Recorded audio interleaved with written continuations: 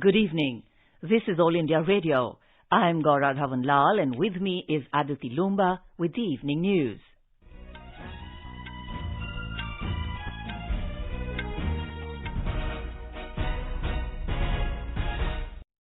The headlines. Around 59% voting recorded in first phase of assembly elections in Uttar Pradesh. Campaigning intensifies for other phases. Prime Minister Narendra Modi addresses public meetings in Uttar Pradesh and Goa. Also holds election rally in Uttarakhand. Congress leader Rahul Gandhi and BSP President Mayawati hold election rallies in Uttarakhand.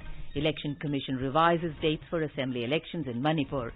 Voting for first phase on 28 February and second phase on 5th March. Institutional employment in the country increases by 22% over past 7 years. Health Ministry says consistent decline in daily average COVID-19 cases being noticed in the country. Prime Minister to address One Ocean Summit tomorrow through video message. External Affairs Minister S. Jaishankar to attend meeting of Foreign Ministers of Quad tomorrow at Melbourne. Mughal Gardens at Rashtrapati Bhavan to be opened for public from coming Saturday. And in cricket, final ODI between India and West Indies to be played tomorrow at Ahmedabad.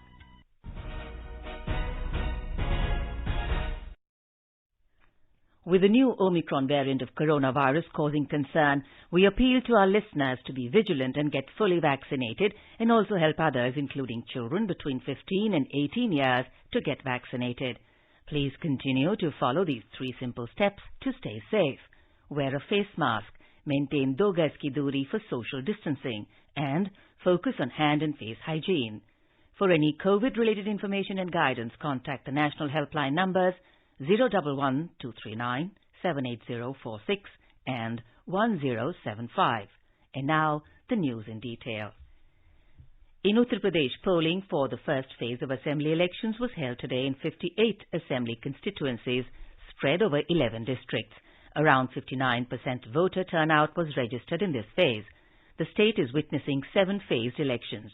Meanwhile, campaigning has intensified for the other phases of elections in the state. Senior BJP leader and Prime Minister Narendra Modi today addressed a political rally in Saharanpur district of Uttar Pradesh, where elections will be held in the second phase.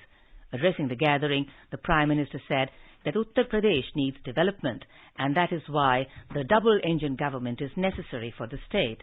Attacking the opposition, the Prime Minister said that earlier governments only worked for the development of their family, but the Yogi government is working for the benefit of each and every person of society. He said that some people are jealous with the growing support for the BJP among Muslim women, and that is why they are trying to create unnecessary issues.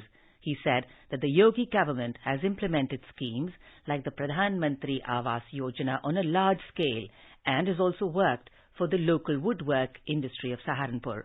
Congress General Secretary Priyanka Gandhi Vadra also campaigned for party candidates in Rampur district.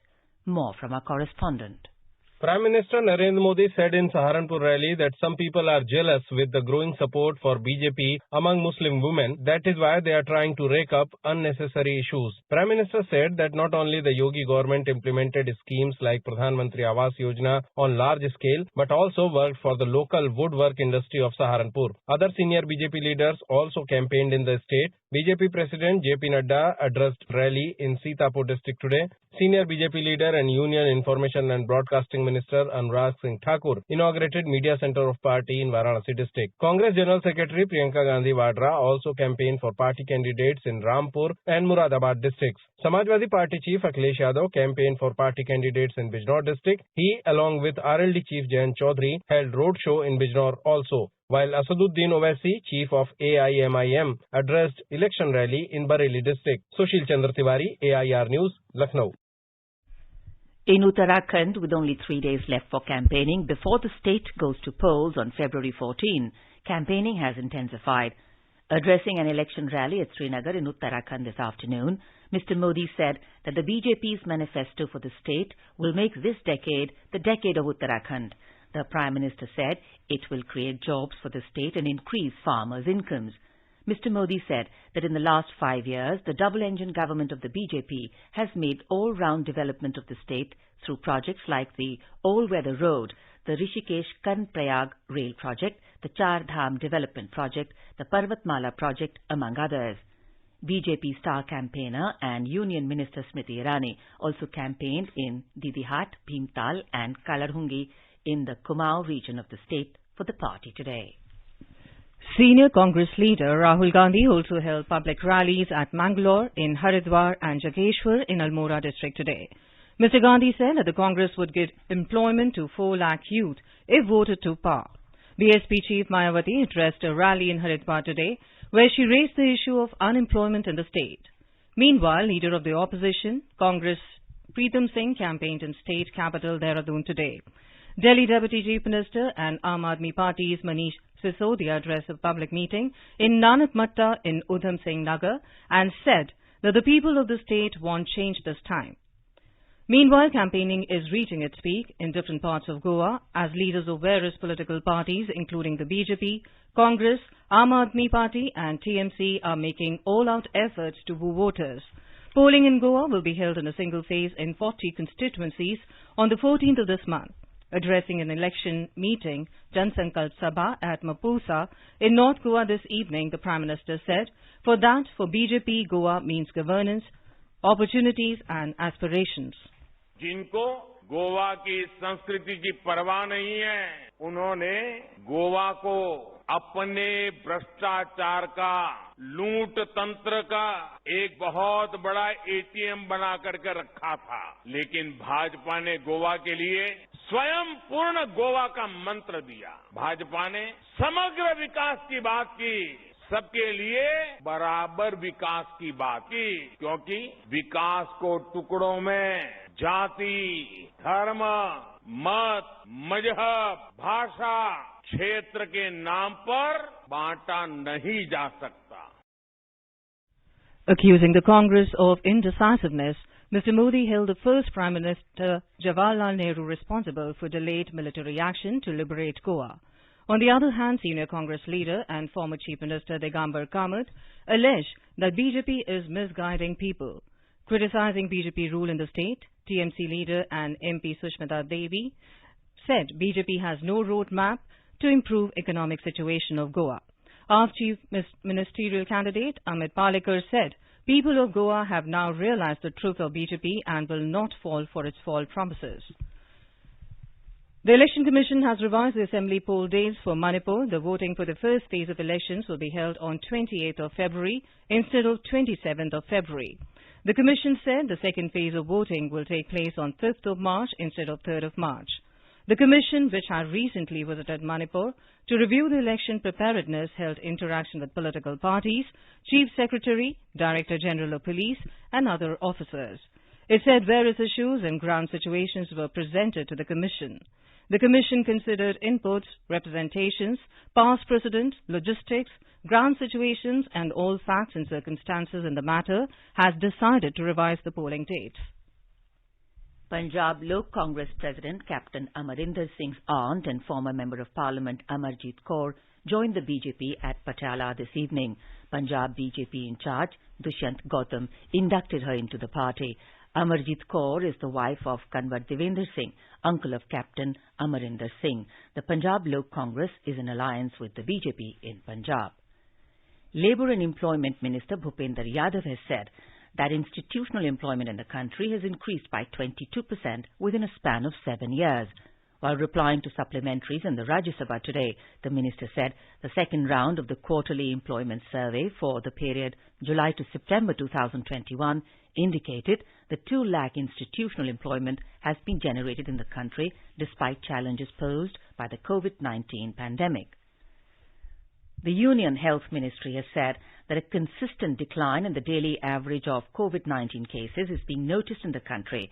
Addressing the media in New Delhi this evening, Joint Secretary in the Health Ministry, Love Agarwal, said that the overall active cases are around 7,90,000. He said in the last week, the average number of daily cases had reduced to 96,000. Mr. Agarwal said the country had reported a peak of over 3,47,000 cases on the 21st of January this year, which is less than the previous peak of over 4,14,000 on the 7th of May last year. Mr. Agarwal said 4 states, Kerala, Maharashtra, Tamil Nadu and Karnataka, have more than 50,000 active cases of COVID-19. 50,000 से अधिक active cases की संख्या वाली state, जो कि पिछले हफ्ते हमने इसी मंच पर आपको बताया था कि वह 8 स्टेट थी, वह संख्या घटकर अब 4 स्टेट रह गई है। 11 स्टेट्स ऐसी हैं जहां पर 10,000 से 50,000 की संख्या के बीच में एक्टिव केसेस नोट किए जा रहे हैं और 10,000 से कम संख्या में 21 स्टेट्स ऐसी हैं जहां पर की 10,000 से भी कम संख्या में एक्टिव केसेस नोट किए जा रहे हैं। हाईएस्ट एक्टिव केसेस देश में अभी केरला में 2.5 लाख से अधिक केसेस वहां पर एक्टिव केसेस की दृष्टि में पाए गए हैं। महाराष्ट्र में 86,000, तमिलनाडु में 77,000 और कर्नाटक में 60,000 के करीब केसेस एक्टिव केसेस की दृष्टि में आते हैं। Speaking on the occasion, Niti Aayog member Health Dr. V.K. Paul said the overall COVID-19 situation in the country is optimistic. However, some states, including Kerala, Mizoram and Himachal Pradesh, are still reporting a large number of cases. He urged people not to lower their guard. India's COVID-19 vaccination coverage has crossed 171 crore 73 lakh today. The Union Health Ministry said that more than 43 lakh vaccine doses had been administered till 7 p.m. today.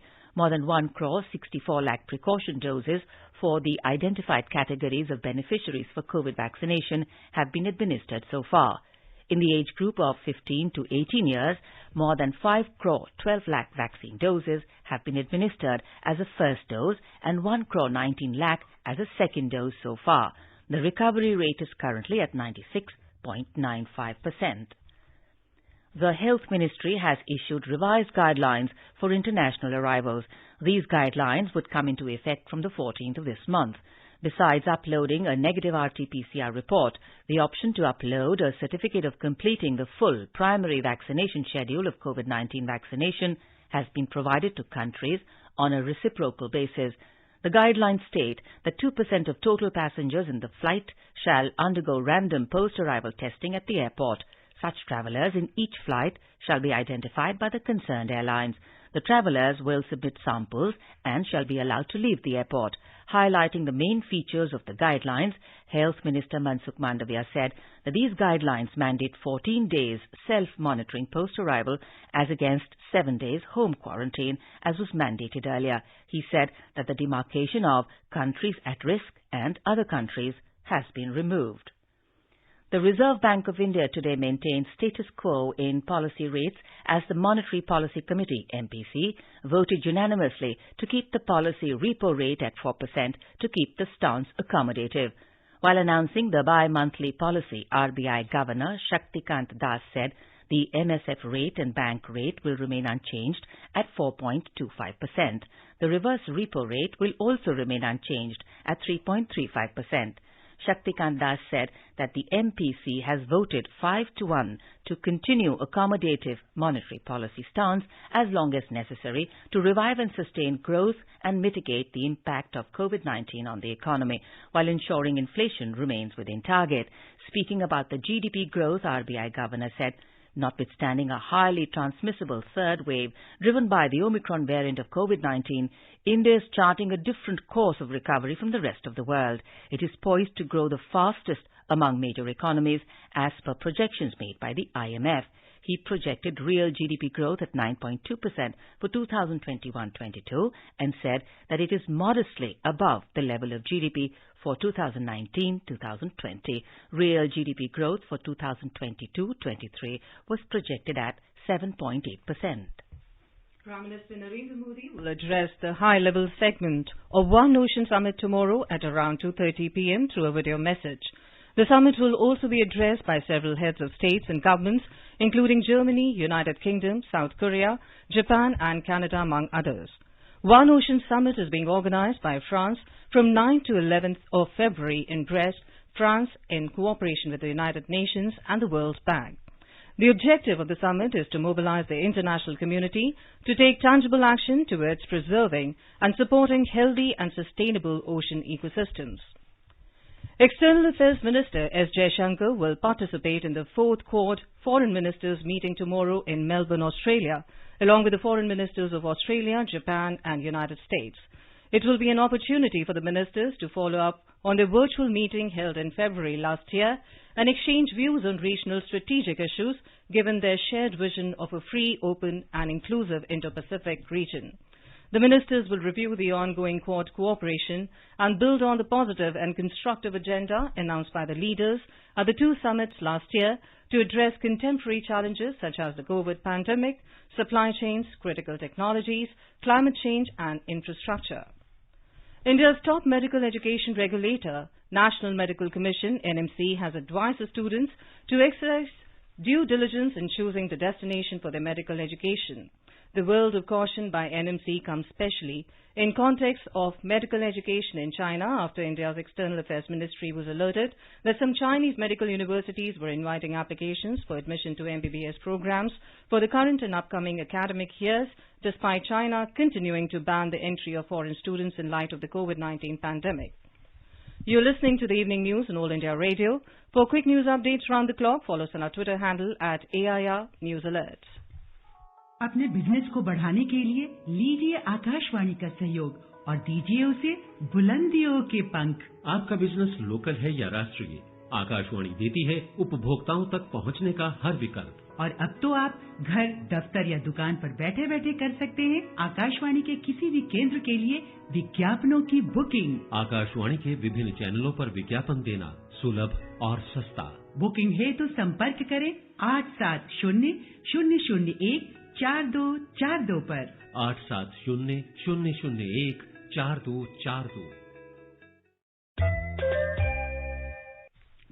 Best wishes to all the consumers for Azadi Ka Amrit Mahotsav. Hallmark ensures purity of gold. Always purchase Hallmark gold jewelry. For any consumer-related complaints, please contact National Consumer Helpline toll-free number 14404. Issued in public interest by Department of Consumer Affairs, Government of India, Jago Grahak Jago.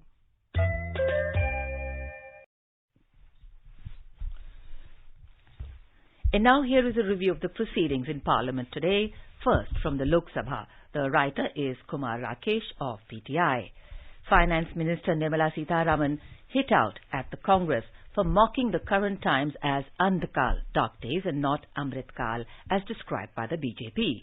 She was replying to the debate on Budget 2022-23. She said the real Andhkal was when India's foreign exchange reserves were barely sufficient for 2 weeks in 1991 and people suffered double-digit inflation in the UPA era. The finance minister said over 20 crore women have been given direct benefit transfers from the Modi government, and India is now showcasing its talent and innovation with more than 40 unicorns having been developed. Farmers have been given an annual benefit of 6,000 rupees each, with startups being encouraged. She said that macroeconomic data is much better now. Earlier, participating in the debate, Sunita Duggal of the BJP said the budget will boost the exercise to make Atmanirbhar Bharat, which will also be modern. Despite assembly elections in 5 states being round the corner, the government refrained from using the budget for momentary political gains, as Prime Minister Narendra Modi always has the country's overall development in mind.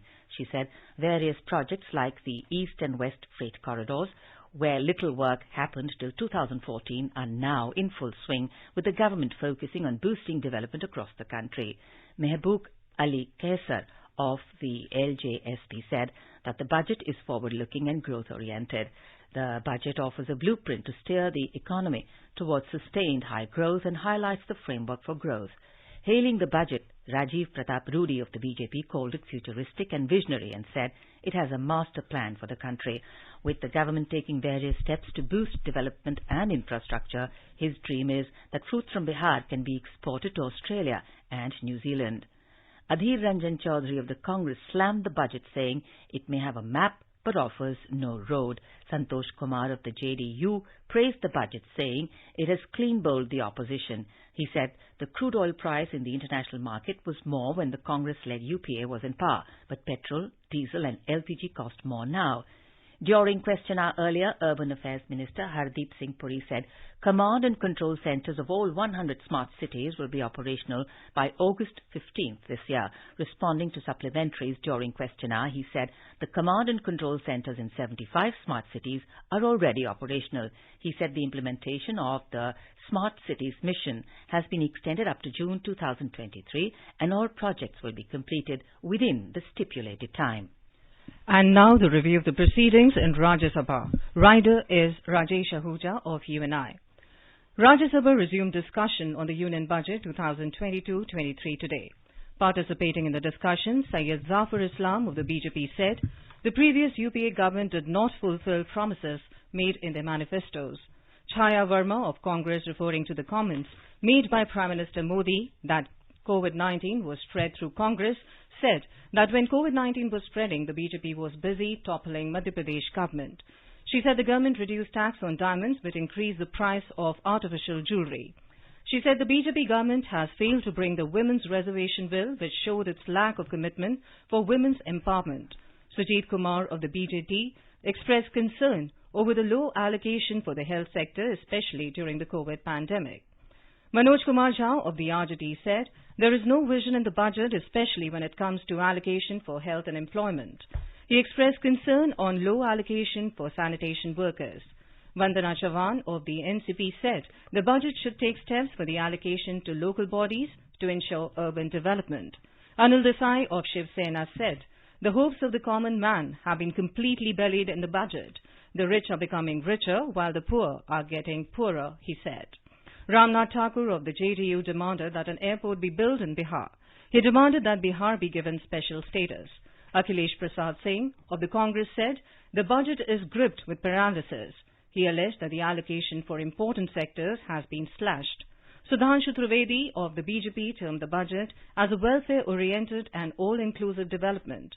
Prashant Nanda of the BJP said the budget has come as a disappointment. He said it does not contain any measures to address price rise. KJ Alphonse of the BJP, Rajmani Patel of the Congress, Syed Nasir Hussain of the Congress, Abdul Wahab of IUML, GVL Narasimha Rao of the BJP also participated in the debate. Earlier proceedings in the Rajya Sabha began on a stormy note today, with the opposition protesting against the statement by Prime Minister Narendra Modi on the Andhra Pradesh reorganization bill. When Deputy Chairman Harivansh called for 0 hour, members from the TRS sought to raise the issue. Leader of the opposition, Mallikarjun Kharge, sought to raise issue on the remarks made by Prime Minister Narendra Modi on Andhra Pradesh reorganization bill. However, he was disallowed. Manoj Jha of RJD said all the universities and colleges should be reopened since it was denying many students access to education. He said that many students do not have digital access to education. John Britters of the CPIM raised the issue of COVID pandemic and said it led to deterioration in the situation of senior citizens in the country. Even as proceedings of the 0 hour were on, members of the TRS entered the well to protest against the statement by Prime Minister Narendra Modi on Andhra Pradesh reorganization bill. In a 0 hour mention, Deepa Prakash of the BJP alleged that the governments of West Bengal and Jharkhand are encouraging illegal mining. K.C. Ramamurthy of the BJP raised the issue of private coaching centres luring students through advertisements. Kailash Soni of the BJP, raising the issue of the murder of Kishan Bharwar in Gujarat, said that ATS has revealed that the accused wanted to kill Sudarshan TV's Suresh Chauharke along with 11 others. During the question hour, Minister of State for Information and Broadcasting, L. Murugan, responding to a question on many social media channels airing objectionable content, said that more than 60 YouTube channels have been blocked. In response to a question on online harassment of women, the minister said that it is an offence.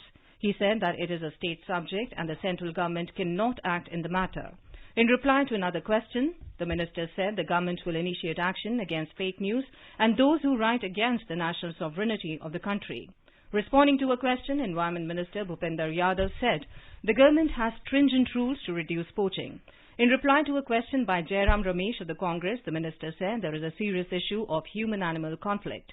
He said the government will bring it down in areas of dense human population. Labour Minister Bhupendra Yadav, responding to a question, said there has been 22% increase in employment compared to 2014. He said as per the latest periodic labour report, 2 lakh more jobs were added despite COVID-19. That's all in Parliament Review. The Mughal Gardens at Rashtrapati Bhavan will be open for the public from the coming Saturday. The gardens will remain open till the 16th of March and people can visit them between 10 a.m. and 5 p.m. except on Mondays. President Ramnath Kovind today opened the annual Udyanotsav of Rashtrapati Bhavan. Visitors will be allowed to see the gardens only through advance online booking. The booking can be made on www.rashtrapatisachivalaya.gov.in. Each slot can accommodate a maximum of 100 people. During the tour, visitors have to follow COVID protocols such as wearing of a mask and maintaining social distance. School bands will now perform at the National War Memorial in New Delhi on a regular rotation basis. A decision to this effect has been jointly taken by the Ministry of Defence and the Ministry of Education. The Ministry of Education has directed the Central Board of Secondary Education, CBSE, to prepare a schedule of school bands in consultation with the Ministry of Education and Government of Delhi so that school bands can perform at the memorial. The Ministry of Education has also requested the education departments of all states and union territories to select one band from the schools of their respective states to perform in coordination with the National War Memorial and Museum Headquarter Integrated Defence Staff as a part of the regular schedule. In cricket, India will take on the West Indies in the third and the final ODI at the Narendra Modi Stadium in Ahmedabad tomorrow. The match will begin at 1:30 p.m. India beat the West Indies by 44 runs in the second one-day international to take an unassailable 2-0 lead in the three-match series at the same venue last night. Earlier put into bat, first, Rohit Sharma led Team India score 237 for 9 in the stipulated 50 overs. Suryakumar Yadav with 64 runs and KL Rahul with 49 runs made a valuable contribution. For visitors, Alzari Joseph and O'Dean Smith took 2 wickets each. In reply, the West Indies were bowled out for 193 in 46 overs as Prasidh Krishna picked up 4 wickets with Shardul. Narendra Thakur took 2 wickets for the hosts. Now let us take a look at the weather forecast for tomorrow. The national capital Delhi is likely to have strong surface winds during daytime. Mumbai will have mainly clear sky. Chennai is likely to have partly cloudy sky. Kolkata will have fog, mist in the morning and mainly clear sky later. Srinagar will have mainly clear sky, becoming partly cloudy towards afternoon or evening. Jammu will have mainly clear sky. Leh is likely to witness partly cloudy sky. Gilgit will have partly cloudy sky.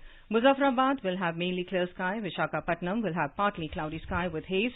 Bengaluru and Hyderabad will have fog or mist in the morning and partly cloudy sky later. Imphal will have generally cloudy sky with light rain. Shillong will have generally cloudy sky with 1 or 2 spells of rain or thunder showers. Aizawl will have partly cloudy sky, becoming generally cloudy towards afternoon or evening or night. Kohima and Itanagar will have generally cloudy sky with light rain. Gangtok will thunderstorm with rain. Agartala will have fog mist in the morning and mainly clear sky later. Minister for State for Education, Dr. Subhash Sarkar, presented the 5th National Award for Innovations in Good Practices in Educational Administration virtually today.